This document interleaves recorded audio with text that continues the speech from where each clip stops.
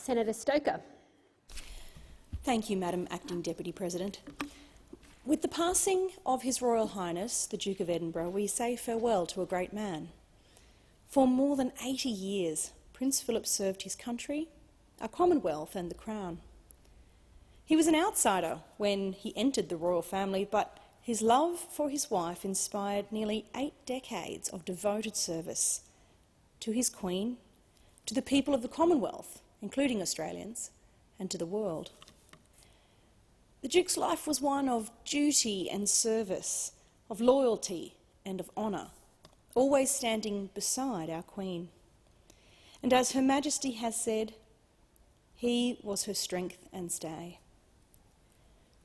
Prince Philip cared deeply for Australia, visiting on more than 20 occasions.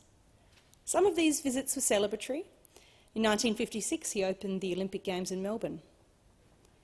Others were in times of mourning and loss, such as in 1967, when Prince Philip came to Tasmania to comfort the victims of the terrible Black Tuesday bushfires.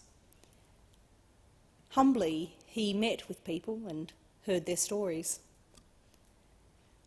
He was no stranger to suffering, having lived through his family's exile from Greece, his mother's mental breakdown, and the death of his beloved sister Cecile in a plane crash when he was just 16 years old.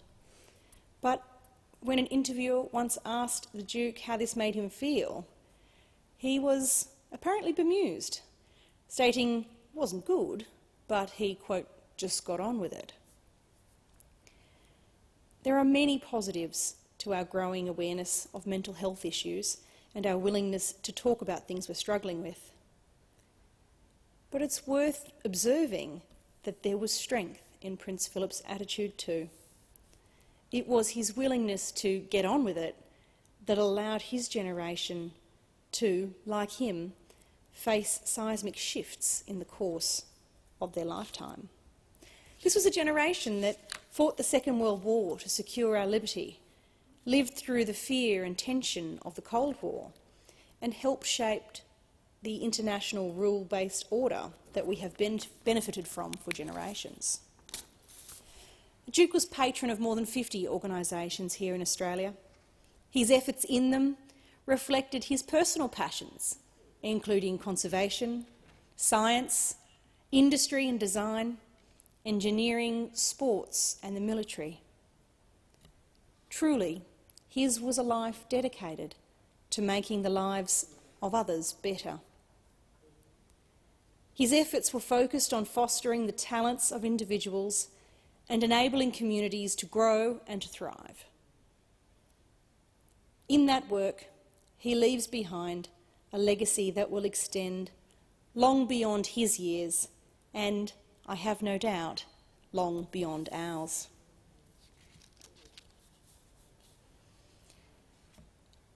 In this place, we often talk about the ways that government can make people's lives better. Government. It's a sentiment I appreciate, well-meaning as it is, but it's a principle I take with a grain of salt. Governments have resources from Australians, sure, but the decisions made by politicians and bureaucrats will never be made with the same local knowledge and care as decisions that are made by local community organisations and civil society on the ground. So, one organisation that I'd like to pay tribute to today is Brisbane's Mercy Community. They provide enormous love, care and support for people facing some terrible, difficult times in their lives. With a history as St Vincent's Orphanage and Convent that has developed into an important child fostering program, there are many vulnerable Queensland children who are now safer, loved and educated because of Mercy's work. The training and employment help that they offer for people with disabilities, including in their hospitality program, which is first class, gives real freedom, hope and independence. And that is so important to people in our community who are so deserving of the dignity and accomplishment that comes with them having the ability to earn their own living. Mercy provides support for older people needing residential aged care. Again, enormous dignity in the face of the end of one's life's hardships. But they have one program about which I'm particularly passionate. It's the New Families program. And it solves this problem. What do you do when a woman is expecting a baby but has either had past adverse contact with child safety authorities, is living in a circumstance of domestic violence, or, worse still, both? Well, Mercy provide a safe residential program that begins in the last trimester of pregnancy, where mums can be protected from violence, learn about healthy eating and living, and how to provide what their child will need, helping them grow into capable parents with the skills and framework to be able to keep their family financially stable, to maintain safety, and to grow the awareness of what good, healthy relationships mean and look like into the future. I have to acknowledge it's frightfully expensive. But by the time you take into account the support workers, the clinical care that's provided, housing, food and in-community visits once the residential phase comes to an end, it really adds up. Demand for this program well outstrips supply, but it has an enormously impressive success rate.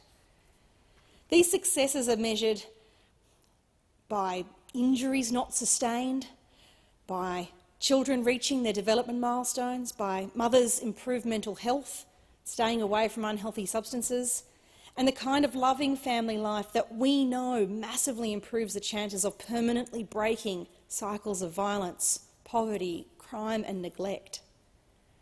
When you take into account all of those practical effects as well as the brutal reality of the cost of all of those flow-on impacts, well, it's an investment well made. On Mother's Day, I visited the ladies in the Mercy New Families program, and I can't mention the names of the brave people I met. But I have a message for them. Ladies, I want you to know that I am so proud of your courage to seek a better life for yourselves and for your babies. Better lives than you had, and better lives than you until recently have been having. And I want you to know that with the determination you're already showing, I believe you can do anything, including raise your children to be outstanding members of the Australian community and to achieve your most ambitious goals. It's also timely to salute the team who work with Mercy, who are building stronger communities, lives of dignity, and a devotion to leaving our world and this nation a better and more loving place than they found it. To them, I say thank you. Thank you, Senator Stoker. The Senate